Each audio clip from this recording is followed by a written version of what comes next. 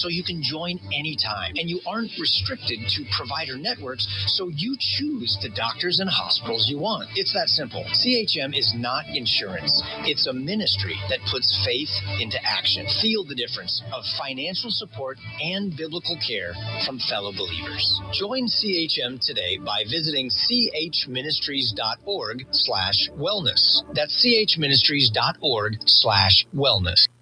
The following program is a paid advertisement and does not necessarily represent the views, opinions, or endorsements of Signal Hill Media Partners, its affiliate stations, or its advertisers. Say what you want. Welcome to We're Just Sayin' with Senator Vickie Sawyer and co-host David Coble. Join them each week as they provide the latest updates on legislation affecting North Carolina, from breaking down key bills to answering your live call-in questions.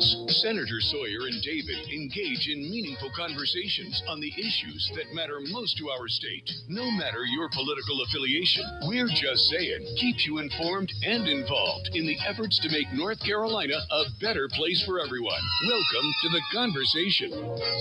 Good morning, everyone. You're listening to We're Just Sayin' with Senator Vickie Sawyer and David on an amazing Friday. You know, you have a glow about you today, Senator Sawyer. It's almost like it's a post-budget glow that I'm seeing here. So much lighter off of the shoulders and everything like that. You look like you're actually, feeling pretty good today. Hey, this is pre-vacation glow. Like one of my favorite things about vacation is the whole week before in prepping, because we're not just going on a vacation with our family. We're inviting our vacation family. So we're going to have about 18 people. Very nice. And we are going to a bridgeless island called Defusky. Yes, I have been to Defusky before. You have been to Defusky before. Yes. And so it's your happy place, isn't it? It is truly my happy place. So when I turned 40, I didn't have to work in the office, but I still worked, right? So I decided that I could work from home. If someone worked from home, then I could work 4 weeks for my 40th on Defusky Island. 4 for 4. 4 for 4. So the girls and I and Brett, we went down and enjoyed 4 weeks on the island, and Brett would go back during the week and work. I would go to the country store and hang out and get the only Wi-Fi that was here.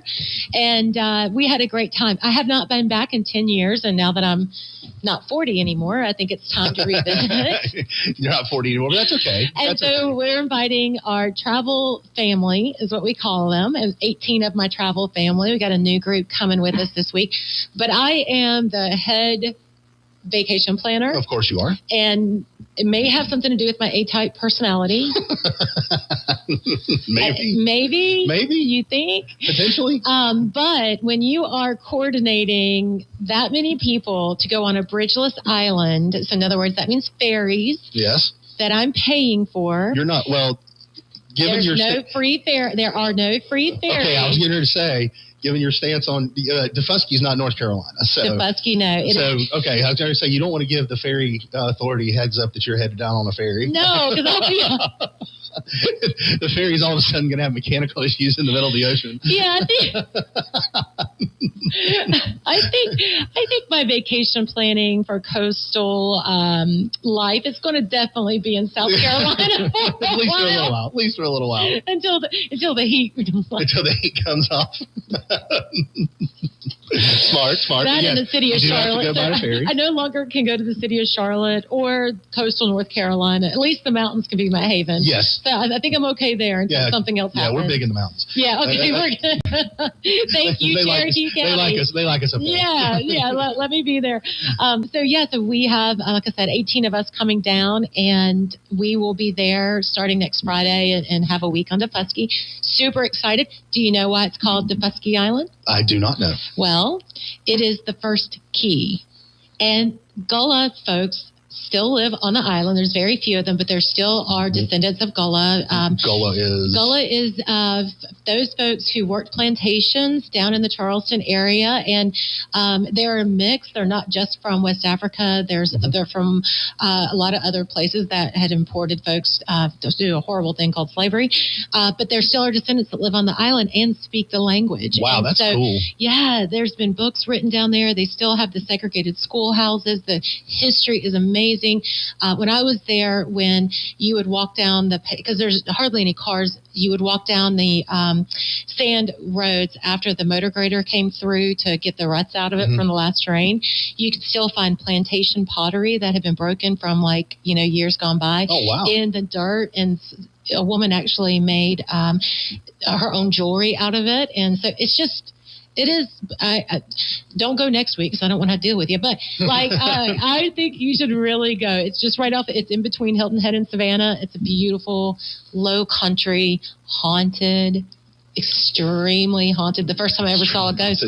No, seriously, I'll tell the story real quick because we got a big show. But the first week that I dropped off Brett to go home, and the girls and I stayed. I drove the boat back over, which. It's a 7-foot tide differentiation, and it's a big rivers going through. Yeah. It was a little nerve-wracking, so I was already on edge after I got our new boat that I did not ding up, but maybe 16,000 times against the dock. So I was already on the thing, but I had left. We'd rented an interior house, and it was 2-story, but it had been built, and it was an old Gullah house, but it had been redone. So I had left all the lights on because, I'm going back in the middle of an island with no, street lights, and here me and the girls, and I'm excited, and we're going to have our first night, and I left the lights on. So as I drove up on the golf cart to get the girls in bed after a big day, I look up, and I saw a black figure go from the left-hand side of that house and walk across every window to the right-hand side. I, first of all, couldn't freak out because I have my 2 little girls, right? So let's see, Sydney's 24, so 10 years ago she would have been 14. And Brady would have been 10, so I have to be the big girl. We had no TV. We had no internet, so it was straight out roughing it. But the one thing they did have that night after I got the girls in bed, and I was trying not to cry on the outside, but I was definitely crying on the inside from fear, is a book. And I do enjoy reading, but not that much. But it was The Girl with the Dragon Tattoo. Oh, okay. I was so nervous to go to sleep because I thought that I was going to get taken by this evil spirit. I read that darn book in 2 days because I couldn't sleep. I was literally. At least you were rational about it. Well, what would you do if you saw this black figure go across the house that you're getting ready to take your young family into, and you're the only one, and you don't have a gun? I mean, what do you do? I mean, a lot of praying. There was a lot of praying. I was going to say. A lot of praying. Well, I mean, honestly, I would probably be a little nervy about it as well. I'm sure I would be. Sure. But here's what when I travel a lot and stuff like that, sometimes when I get to my hotel room or something like that, for whatever reason, I'll just start looking around everywhere, in the closet and stuff like that, just because I'm is there anything going on here, anything like that. And then every now and then, I hate it in the middle of the night if I have a nightmare in a hotel. Yeah. And because I keep it just dark in the hotel room. Dark. Yeah. And so when I have a nightmare, plays a little bit of tricks on you, gets in your mind a little bit. It's okay, let's get up, let's go turn the bathroom light on, maybe, or something, make sure everything's okay in the room. But no, I get it. When the mind starts going, it can play tricks on you. Yeah, well, I read that book in 2 days. Well, do you remember any of it? Yes, I actually read the sequel book to that too. What was the name of it? With a tattoo. That was, anyways, it's in Switzerland, and it was Guy with the dragon tattoo. Just about a girl. Just about a girl. Trying not to get eaten by ghosts. Well, there you go. Well, we're heading down. Well, if you're heading down, and if you see the ghost again, are you staying near the same house you stayed in the last time? The whole place is just haunted. I got to know. Yeah, I got to know some of the locals there, and because I was there by myself with the girls, so everybody got to know us, and we would listen, and I would hear their ghost stories, and the whole place. The bottom of the island is called Bloody Point. Ooh. Because during when the colonizers were coming over and the indigenous people were there, there was such a fierce battle for 3 days that the entire river ran with blood for days. And so it could, maybe knowing things like that and reading things like you read might be contributing to your seeing ghosts. So are you saying that there's no such thing as ghosts and what I saw was in my mind? I'm saying that Yes, that's If I'm being honest, yes. I've taken the Charleston, ghost tours and everything like that. I've seen some things that are a little weird. I'd be more apt to believe in aliens than ghosts at this point, very frankly. I'm all of the above. Well, yeah, I believe in the ghost thing. I'm from Savannah originally. So. It's ingrained in you as a kid, though. Well, no, I saw it I guess it would be ingrained as a kid, but I saw one at my aunt's house whenever I was little. Oh, really? Black figure? No, she was black, but she was a witchy looking. Oh, see, I didn't. Apparition? Yes. Yeah. So mine was nothing other than just nothing there other than the shape. Yeah, a shadow. Thank you. A shadow that was there. But I'm looking back. I love a good ghost story. I've told you that before. My favorite book in elementary school was Ghosts of the Carolinas. I always wanted to get on the Outer Banks to see if I could see the Gray Man. The Gray Man was the most famous one in that area, and you'd see him walking on the beach before a hurricane or a storm or something, and it was supposed to be warning everybody that the big storm was coming. Did you ever go to the Devil's Stomping Ground? In North Carolina, that is a place where your hangouts and my hangouts are just a little different. No, it's a thing where there's no vegetation that will grow. Well, and there was Munchkin Land up in North Iredell area. What was that? Munchkin Land. What is Munchkin Land? It's over off of Brookhaven Road. It was basically, and I think there's a story about it pretty much everywhere you go. But it was known to, if you stopped your car on the bridge, that supposedly little kids were kidnapped and killed by these munchkins spirits, and they were supposed to be helping push your car across the bridge and getting you on. Wow, that's a new one on me. We'll have to do it. Well, I felt like I was in Munchkin laying over this budget stuff. Well, I was getting ready to say, speaking of things that are scarier than ghosts, the budget. It's all about perspective. Maybe it's in your mind, or maybe it's real that it's scary. Before we get started, I would like to personally thank the 3 people over the last year and a half that after every single one of our shows are posted on Facebook tells you to pass a budget. Because but for them and their consistency pushing on you the last year and a half with pass a budget, this would not have happened. So kudos to you all. Shout out. But now what are they going to post? The budget didn't do enough. I mean, our Facebook traffic's going to drop dramatically now that you passed that budget. So thank you to you. You know who you are. Thank you very much for all of your Facebook comments about the budget. Go ahead. You're not the only one that had that thought. I had it. Down goes our Facebook traffic. There we go. Our social media traffic. Well, I will tell you that there's plenty of social media traffic that have been organized. And, actually, stylistically, it's very well done by some of my Democrat colleagues that are saying that it didn't go far enough, that there was no input, that, there's just... They said the same thing after the last one. The budget never goes far enough for Democrats. Unless the budget takes you to bankruptcy, it's never far enough for Democrats. You're on a roll today, my friend. I'm excited. Sorry, I woke up salty.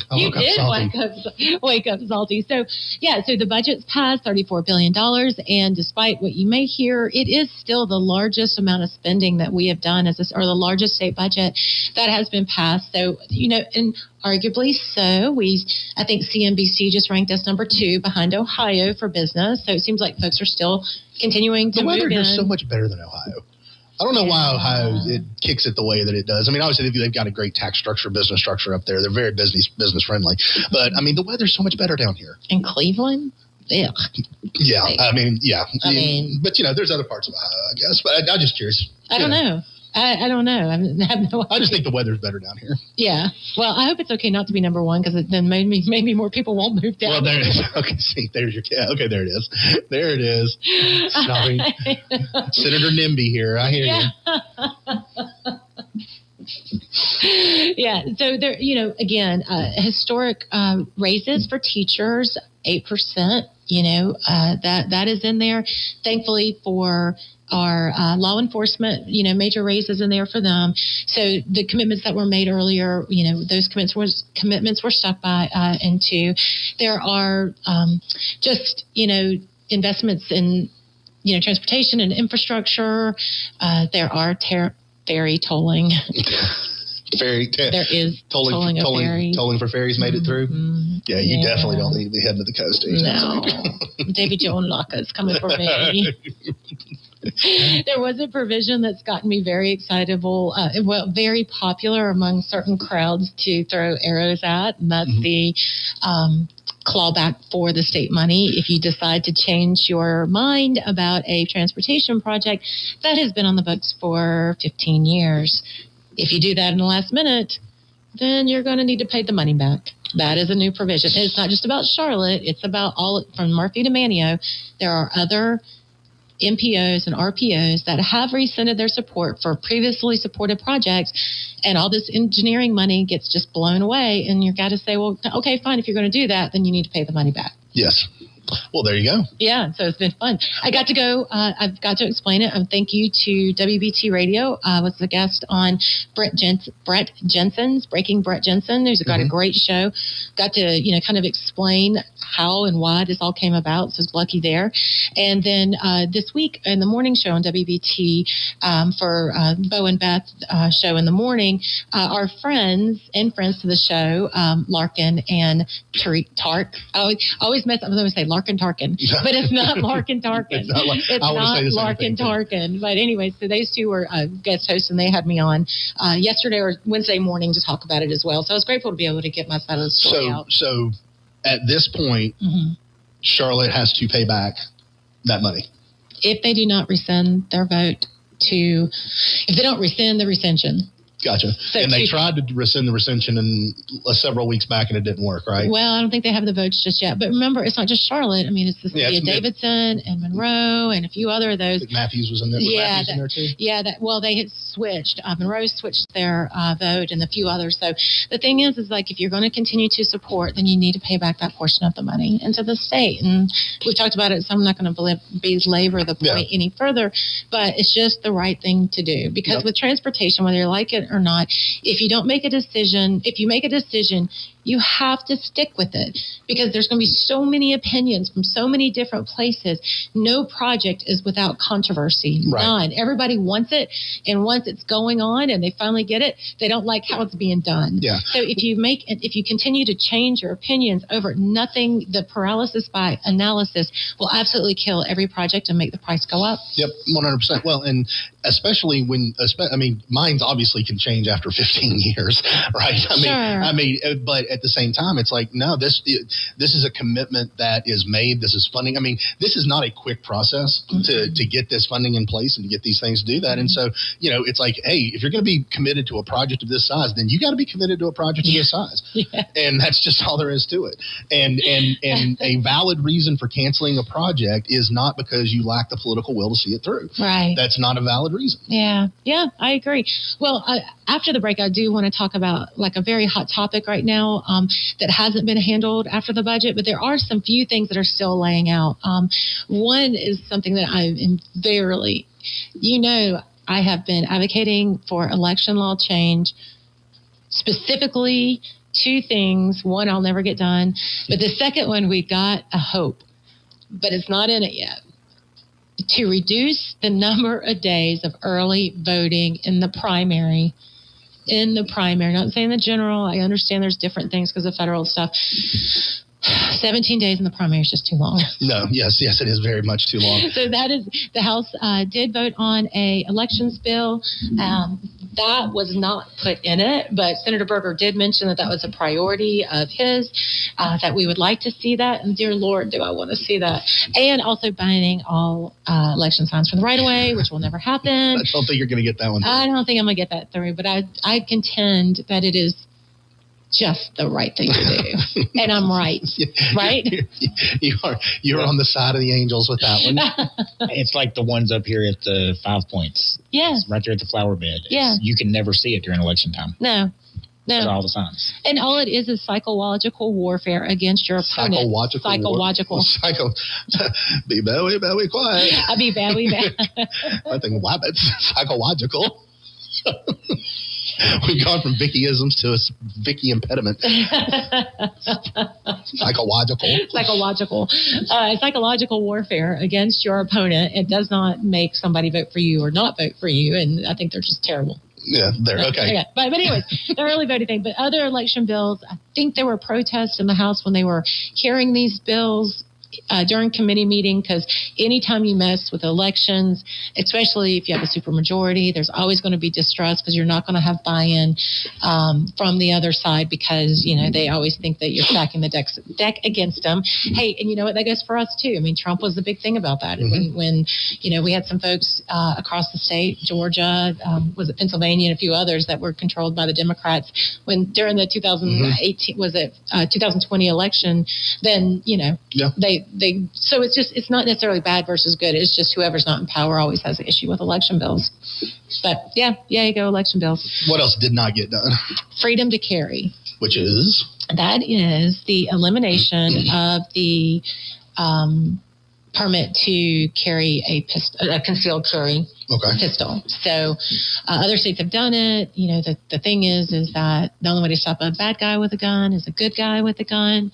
And so there's a lot of support about that. But again, there is strong held beliefs on both sides, and not all Republicans are especially those who are in more urban areas. Mm-hmm. It's not an easy bill for them to vote on. Yeah. Because it's, even though they may believe it, maybe their constituents do not. There's a lot of pushback on that. And so that's a really interesting one. But it's been vetoed by the governor. It is in the House, so it's up for the House to override that veto. We'll see what happens towards the end of the year. I've always just kind of found it interesting because, North Carolina is an open carry state. Mm-hmm. Yeah. I mean, you can stick it on your hip and walk around with it. Yeah. To me, it's, and there's people who obviously never wanted that, mm-hmm. and it's kind of like once you can carry openly, mm-hmm. what's the big deal about concealed? Yeah. I mean, from a law enforcement standpoint, I absolutely can understand, some concerns with that. And mm-hmm. I know that, I know the Sheriff's Association, stuff like that mm-hmm. has been very, working very hard on this as well.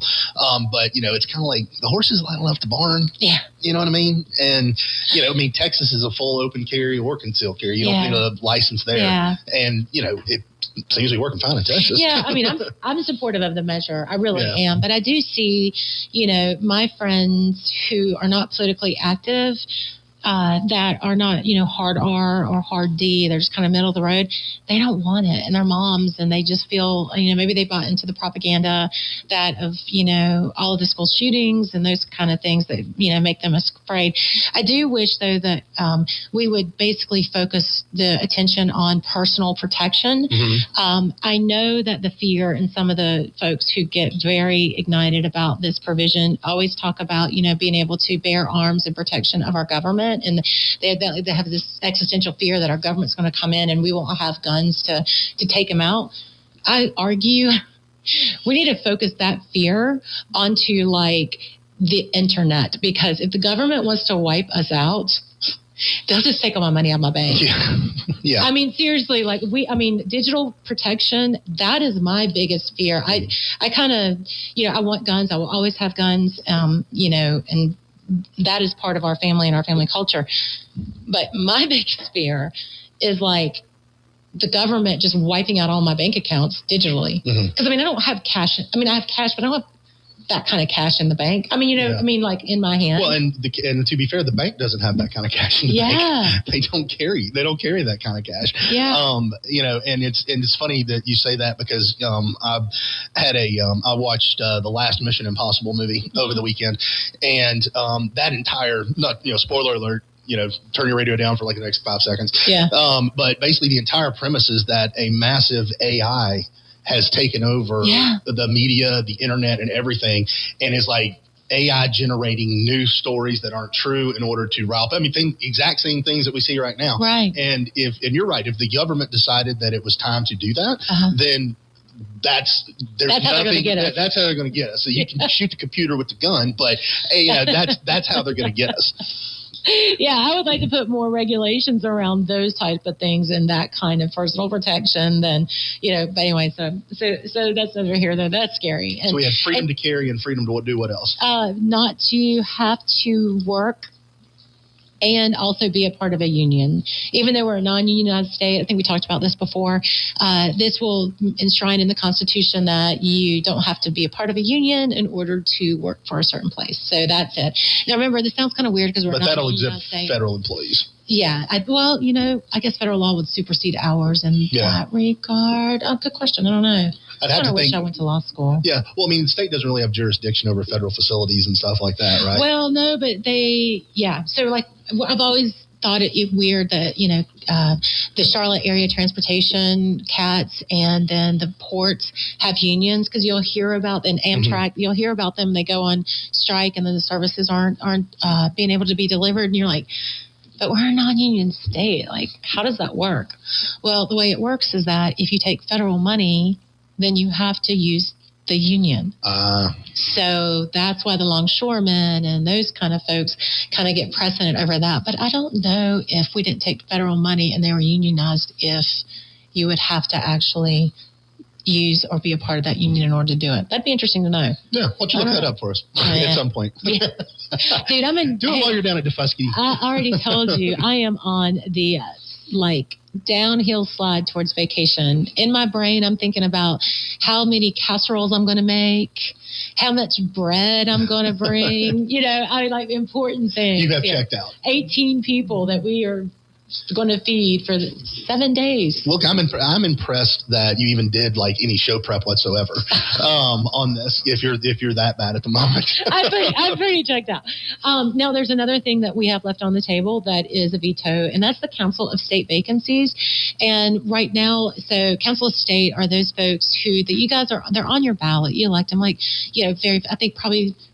Of course, Governor Josh Stein is part of the Council of State, but statewide electeds like the Labor Commissioner, like our beloved Sherry Berry, or Cherie, and also Steve Troxler, those kind of folks that you see on your ballot every 4 years. If they were to not be able to fill out their position, then right now the governor gets to pick. And so this will change and put it into law or into the Constitution that the member of the same party has to be represented in that. So I think that's kind of just that's common sense. Kind of what we're doing. Yeah. But and then of course, there are a bunch of other things that I would love to have gotten done, but it just is just little old me. It's just little old you.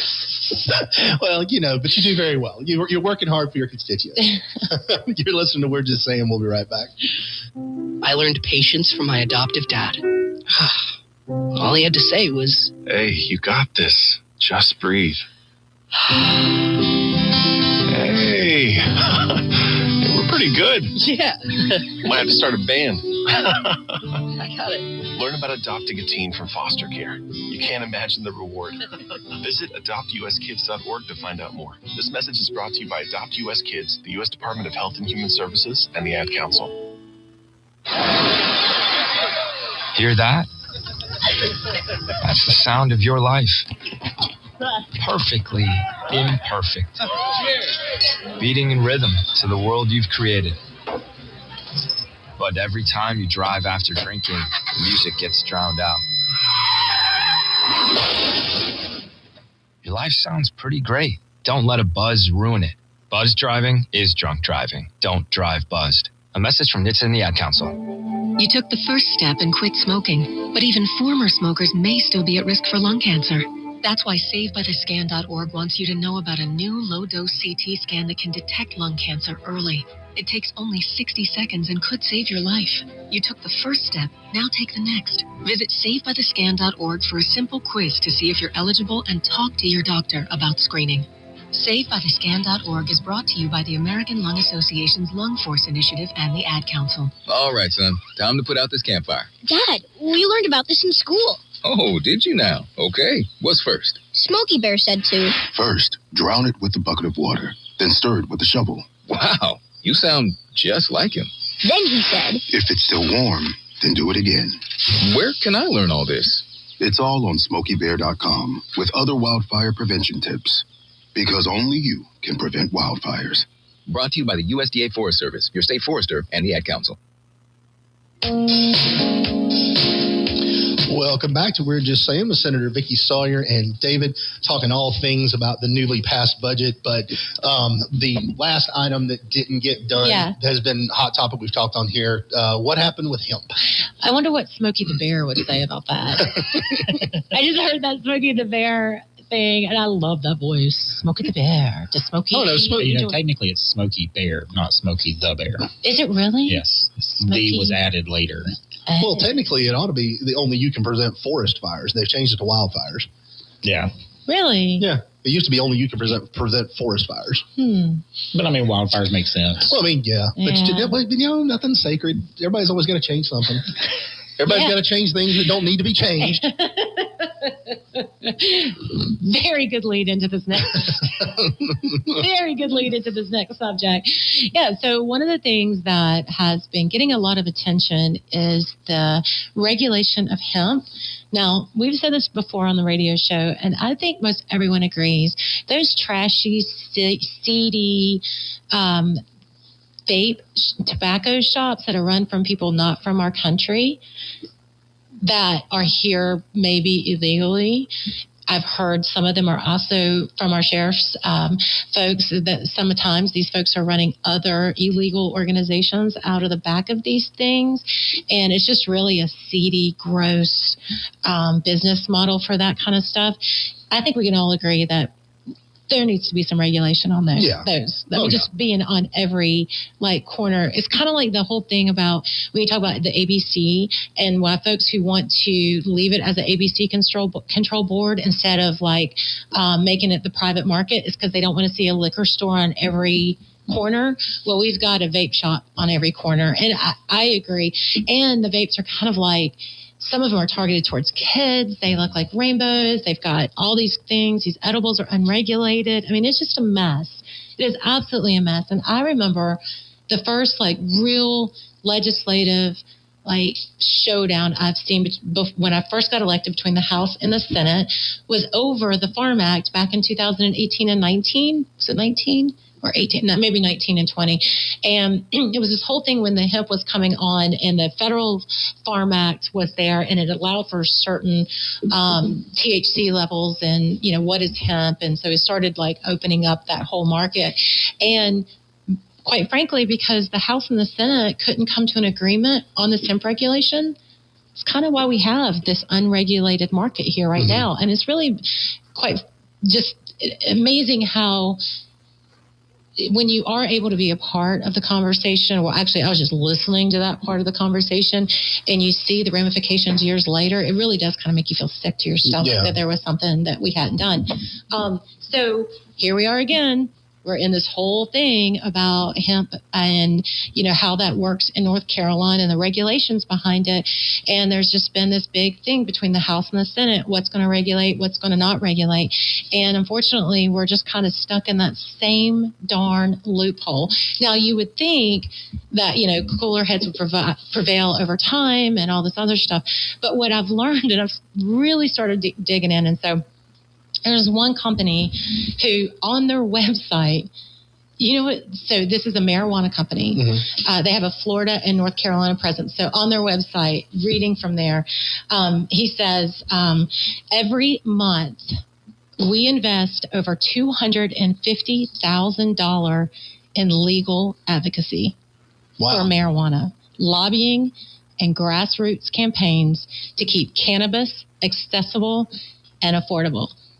One company that does cannabis, which is weed, which is marijuana, spends and brags on their website that not only have they trained 60,000 farmers to be hemp or cannabis farmers, they spend over $250,000 a month in legal advocacy and grassroots. So when you see that, where you have big marijuana on one side, now you have hemp on another, you would think in my small mind, I'm thinking, oh, well, they're like brothers and sisters. Why don't they get along? Wouldn't you think? I mean, it's all from the earth. It's all from the same plant. Yeah, I mean, why do they not get along? That's like asking why Coke and Pepsi don't get along. Really, because, the way I see it is, and it doesn't shock me that, there are companies that spend money like that on which they're perfectly within their legal right to do. Right, and I don't mind that they've trained, farmers in legal states.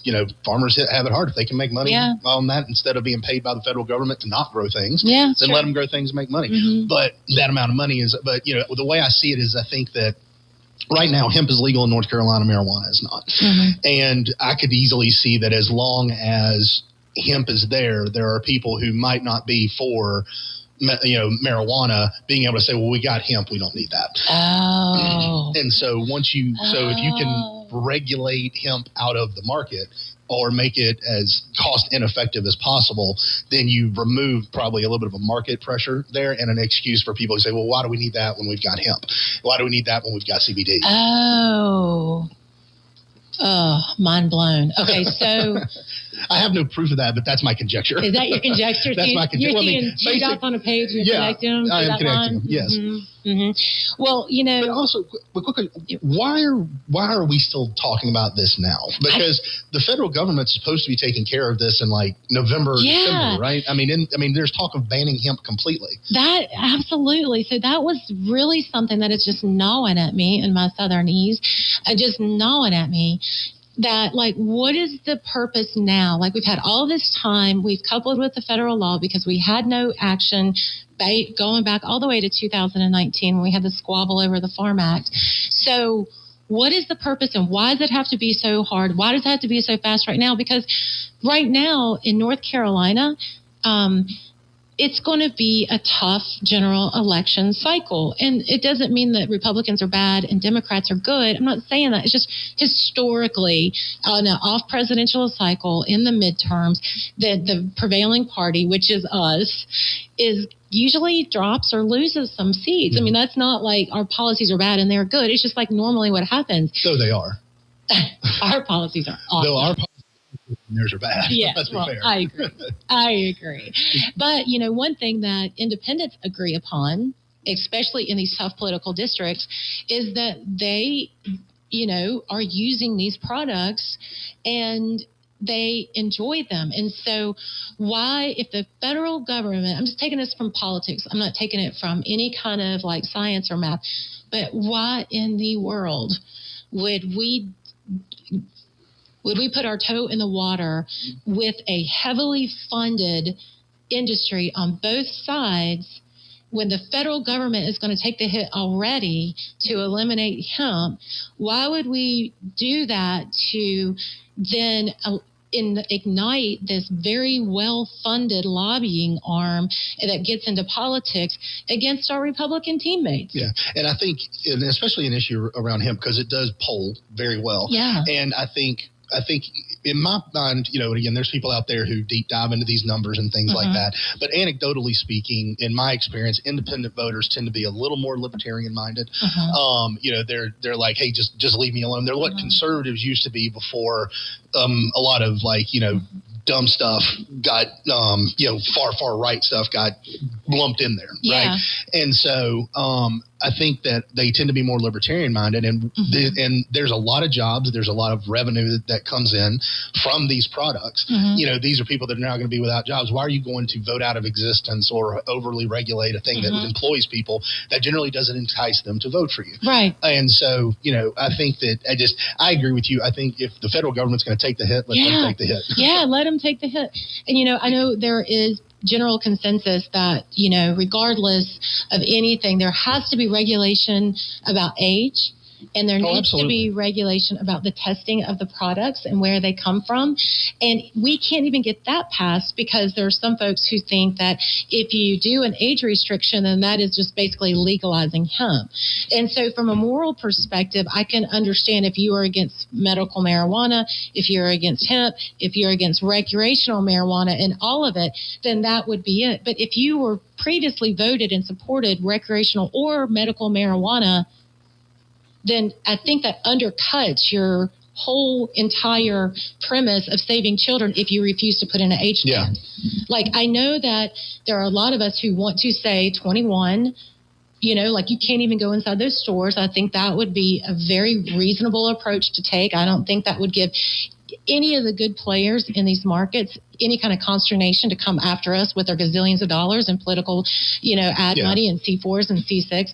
They too want to be regulated. I have not messed with this bill. I don't know. I haven't been working part of it intentionally because I didn't want to be anywhere near it because of just this amount of consternation and dirty politics and all of these things that are surrounding it. It kind of reminds me, I told you, well, I was thinking, but I don't think it's a good, it kind of reminds me of like when the craft brewers were coming on the scene versus the traditional beer and wine. And that whole, how long did that take? I mean, that was like a political bloody battle for years and years. And it wasn't about like consumer safety and protection. It's all about market share. So now that more and more I sit and I think about these things and these arguments, I'm like, man, is this about consumer protection? Or is it about market share? And to me, it feels like it's about market share, especially when you got a dude bragging that his one company is spending $250 million a month. 250 million. Yeah, thousand. Gazillion. Million. Gazillion. Trillion. Gargantuan. Yes. Solid plethora.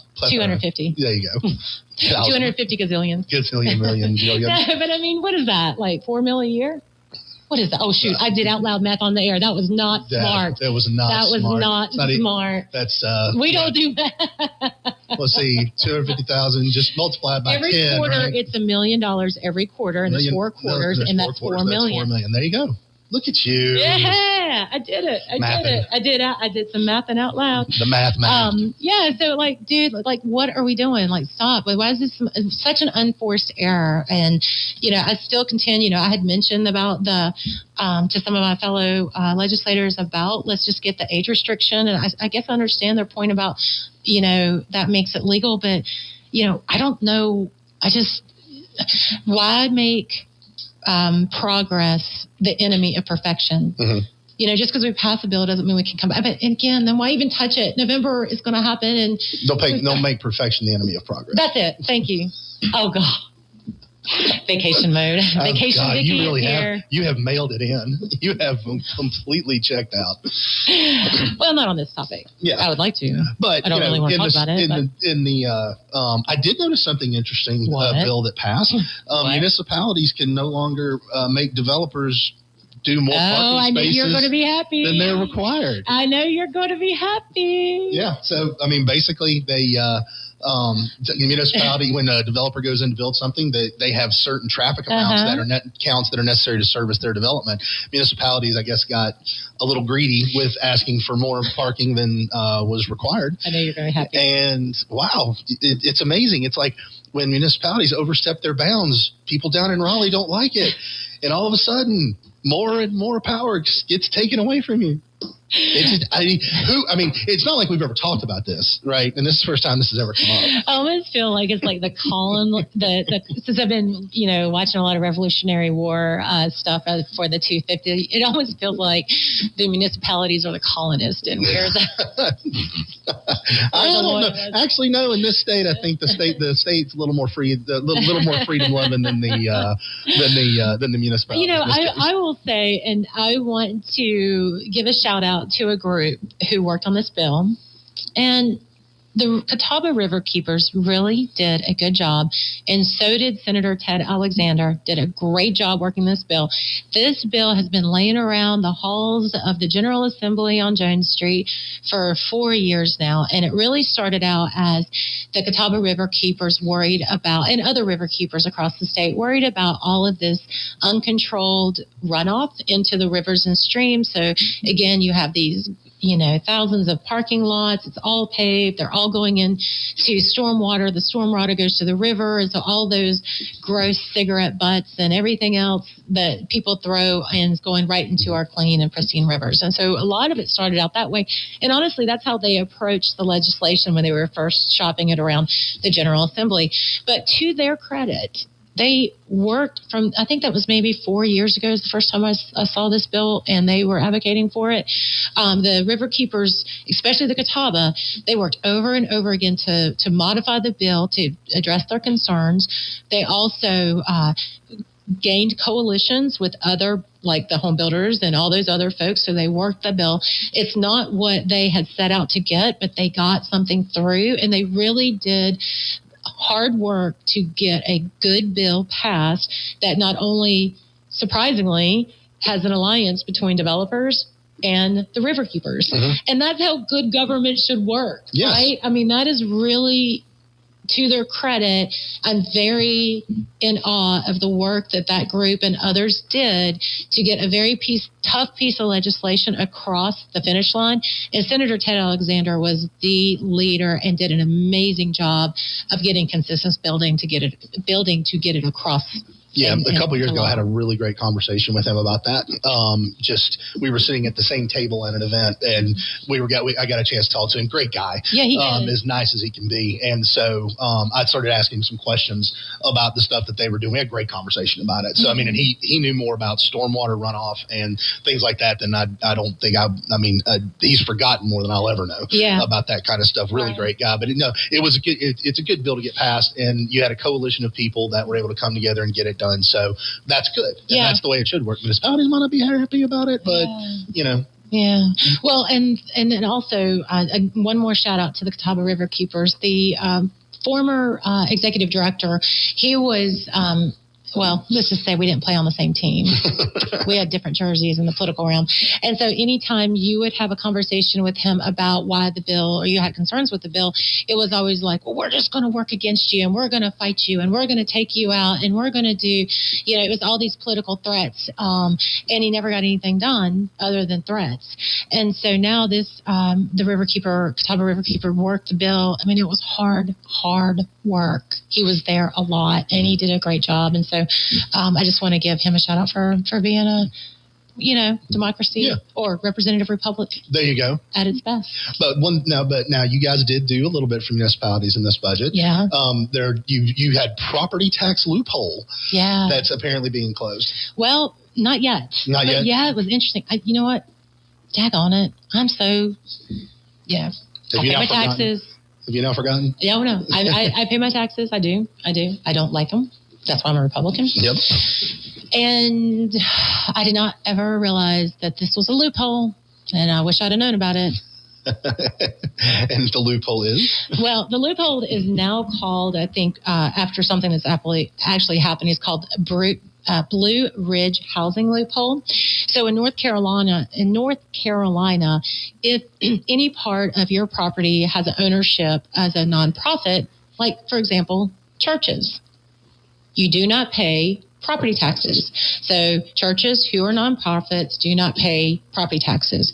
So does something that you may not like as Planned Parenthood. If they're a nonprofit and they own property, they don't pay property taxes. Now, those could say that, that is a good thing. But the loophole is that there's no percentage of the amount of ownership for that property for you to get that property tax exclusion. So hear me out. So you and I, let's say that we are going to sell, I don't know, what would you and I sell? Not hemp. No, definitely not hemp. No. I don't know. What would be our thing? Obviously, jokes. Jokes, yes, exactly. Whatever. We set up a nonprofit for our comedy. There you go. Yeah, right. So, our comedy shows. But then, we set up a nonprofit, and then I have my office building, and so then I give our nonprofit 1% ownership of this building. Then I now, as Sawyer Insurance, don't have to pay any property taxes. How did I not know this before? So my wife has had a garden, for years and years and years in our yard. Sure. So I could have started a nonprofit, put that portion of my property into that nonprofit, called it a community garden, and not paid any property taxes. I feel like I have been cheated. Well, wait a minute. I think you'd have to put your home in a for-profit business kind of thing. So I don't know that it would be for personal residential. I don't know. Maybe it is. I could figure out a way. I could figure out a way. I just didn't know. I didn't know about it. Dag on it. I need to talk to my strongly wording to my accountant that we may have been out on. Can you amend all of my tax returns? from starting in 1992? So, but in Senate versus House, Republican on Republican violence, we have some very strong opinions on both sides. And you know how I found out about this? Oh. My love for Representative Julie Howard. Oh, yeah. Yeah, well, fear, love. She came by. She's very supportive over closing this loophole. And that's something because she and Representative Mitchell House Mitchell Setzer, who chairs the Finance Committee, but also this property tax work group. This is one of the things that came out of that work group is that, look, this is being exploited. I think it's over $60 million a year that is not being paid from these type of shell organizations that are using this exemption. So this would give municipalities the right to back. And what they're asking is to put a percentage of ownership or make it all ownership for nonprofits so that the for-profit business won't get it because they're kind of like double dipping in that point. Gotcha. And she wasn't happy. I'm sure.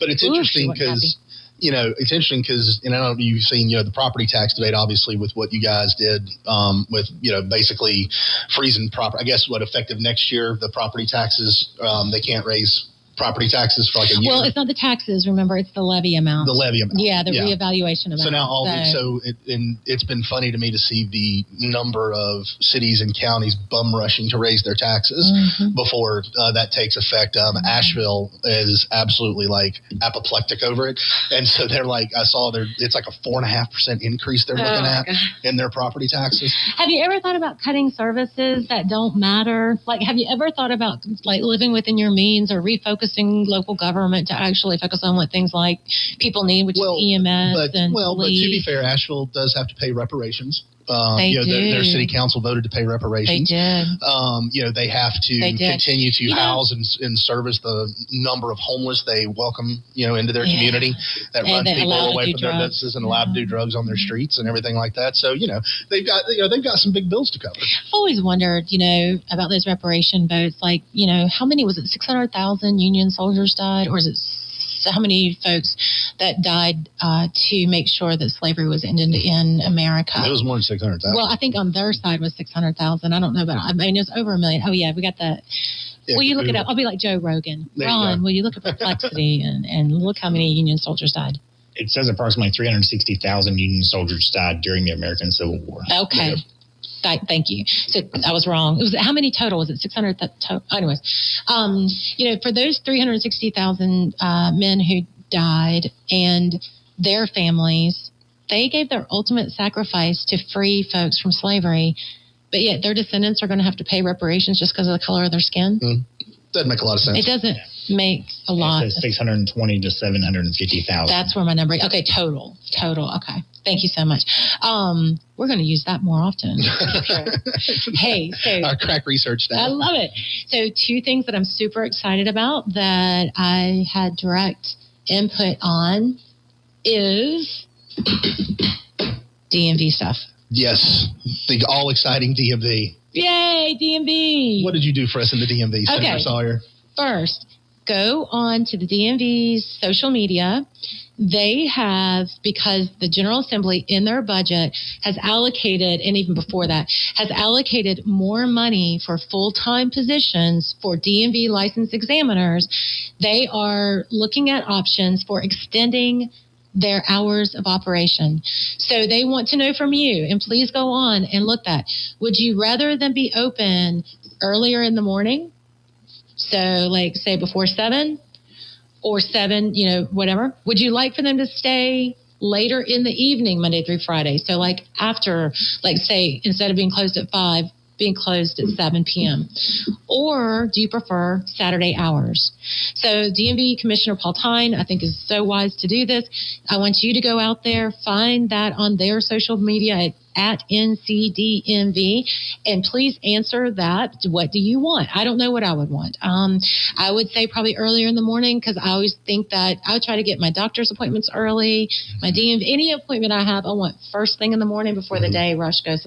It makes everything go haywire. But hey, Saturday may be good. You never know. I don't know. So make your voice heard. While you're on that topic, by the way, I had to go to the DMV back in June. Let her have it. I can do it. No, it was like I went to the Newton office. Yeah, Newton's awesome. And I was in and out within 30 minutes. Good. And everybody in there, like, usually you go in there and they're kind of grumpy and depending on where you're at. And everybody in there, and I even made a point to make a comment to the lady that I was working with. I was like, everybody in here is so happy. Good. That's good. Because, you always hear about negative things with DMV. Yeah. So I'm like, let me give a good positive thing. Yeah. Well, I think so. I mean, I think there is a concerted effort between the General Assembly and the Governor's office to really focus on DMV, which I'm incredibly excited about, something I had advocated for because as an insurance agent, I dealt with deal on a daily basis with people who've gotten the wrong end of the stick with the DMV, and we continually to focus on it. So that is a bipartisan effort. I'm so glad that we are invested in them, and it's good to hear that they have a little bit better corporate culture now. So I'm so happy. And that was without a appointment, by the way. Wow. Yeah. That is awesome. In and out within 30 minutes. So that is awesome. So Newton is the place to go. If you can't get anywhere around Iredell, head over to Newton. I don't have to go back for 8 more years. Well, I was going to say, I think you're set.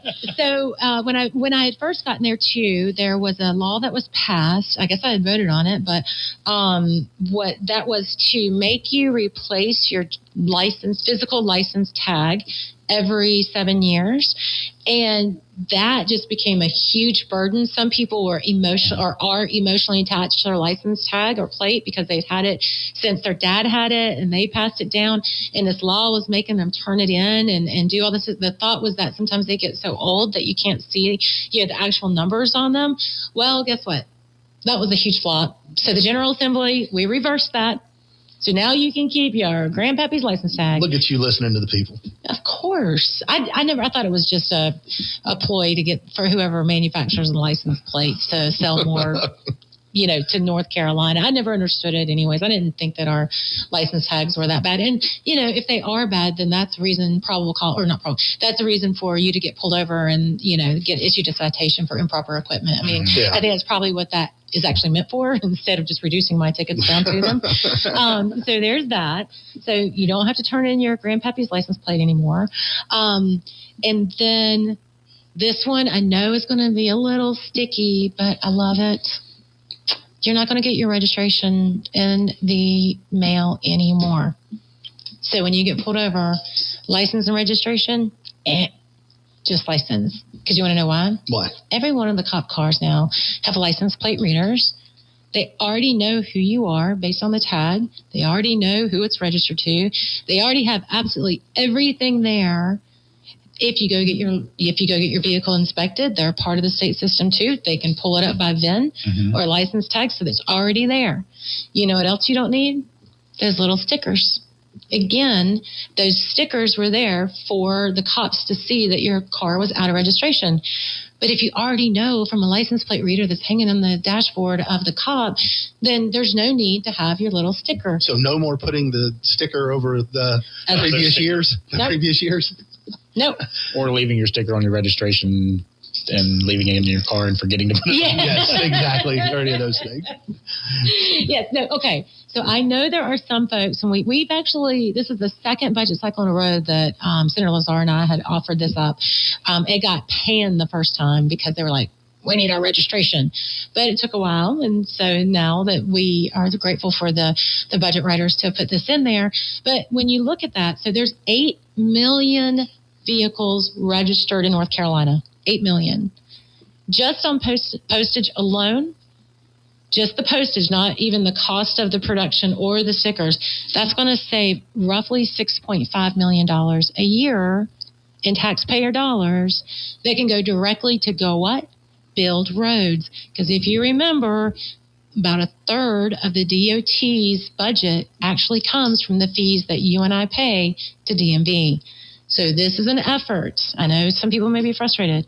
This is an effort to save money, taxpayer dollars, so we can invest more in building roads. There you go. Everybody have a great weekend. Say what you want. Thank you for tuning in to We're Just Saying with Senator Vickie Sawyer and co-host David Coble. We appreciate your time and input as we discuss the issues shaping North Carolina. Stay informed, stay engaged, and we look forward to having you join us again next week for more updates and insightful conversations. Take care and keep participating in the conversation. Real Country is 550 AM WAME, 92.9 W225BD, Statesville. WAME and Bunch Johnson Funeral Home are proud to present our national anthem, Bunch Johnson, where every detail matters. Call them at 704-873-7223 or stop by their location at 705 Davie Avenue, Statesville for your personalized experience. Oh, say, can you see by the dawn's early light what so proudly we hailed at the twilight's last